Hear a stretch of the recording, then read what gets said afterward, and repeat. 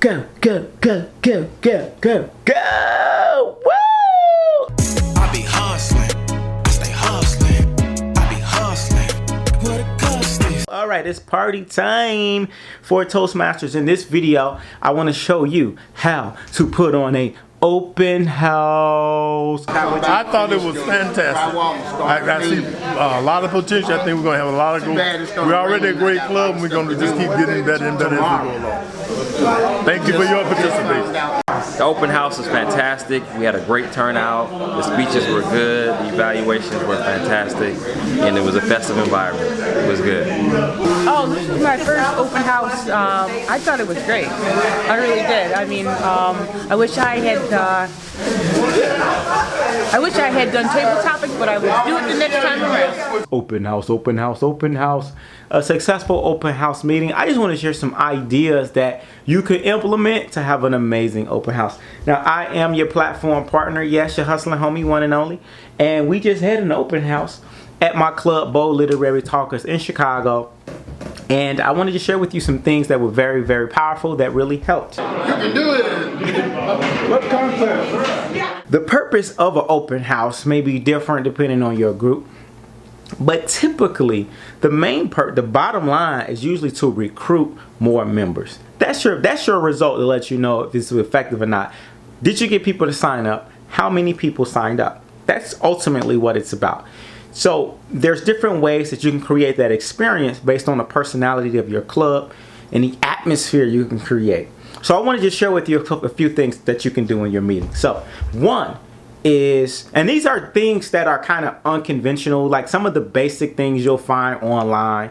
And so I don't want to tell you the basic things that you can easily search on Google. You know, the basic thing about, make sure that you have an extended meeting, you know, or give speeches. Like some of that stuff you already know. I want to tell you some unconventional things. So one is the power of giving away free gifts, like having a raffle. See, it's something about when you come to a meeting, what we did today is we had a raffle where every guest who came basically won. It was kind of rigged that we only allowed guests to come in to participate in the raffle, but we had a gift for everybody. And so they pulled tickets, and then at the end, and in the middle of every speech, we would pull a ticket, announce the winner, and at the end, everyone got a prize. So that was great. So have some type of gift just for participating and showing up. Creates a good environment. Two, have some refreshments. Now today we had foods. We had the little finger Subway sandwiches, and we also had things like cookies, salad, bottled waters, light refreshments. So little things like that go a long way, because many people, they want to think of it like, hey, you're coming out and having a little bite, having a little brunch with us. We're going to do brunch and building at the same time. So people enjoy that when they can come out and get a little snack and be able to rub shoulders and learn something. Keep the refreshments light though.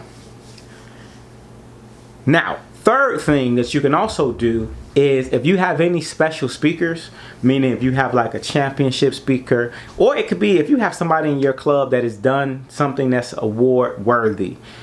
That may be they participated in a contest. Even if they didn't go far, have that person talk about their experience for being in the contest. It just provides multiple angles and stories. You want to have multiple stories so people can see the broad opportunities that exist within your club. Also, so that's three. A fourth thing that you can do as well is be sure to have table topics, of course.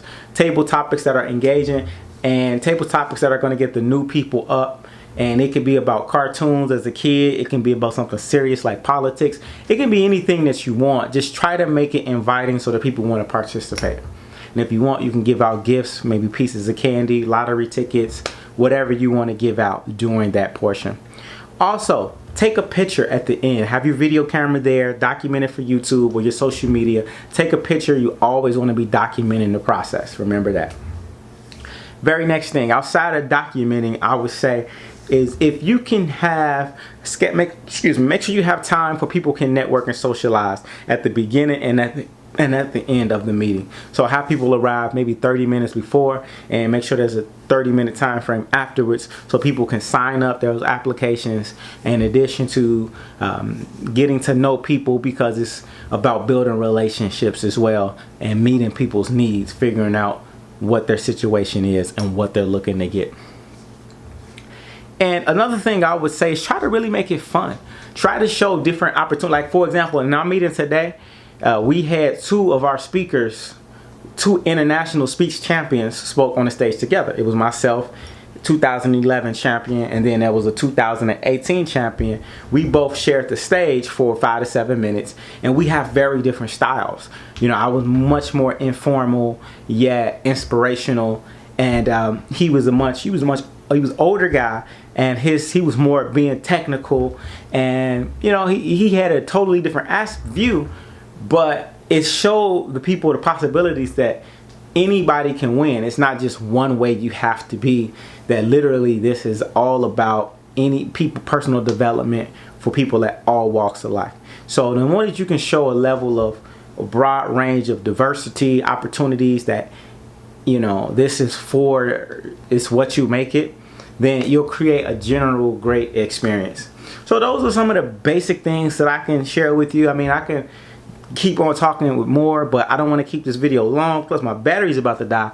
But if you want to get more tips on how to have an amazing open house, of course you got to market that open house on social media, maybe Facebook or whatever sites you're using, in your local grocery stores or lifestyle locations, nail shops, beauty salons, whatever, laundromats.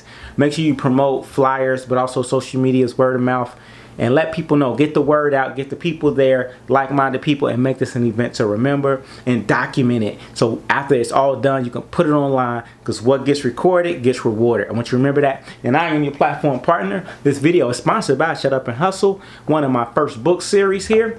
And make sure that you subscribe, and I look forward to seeing you in the future. Peace.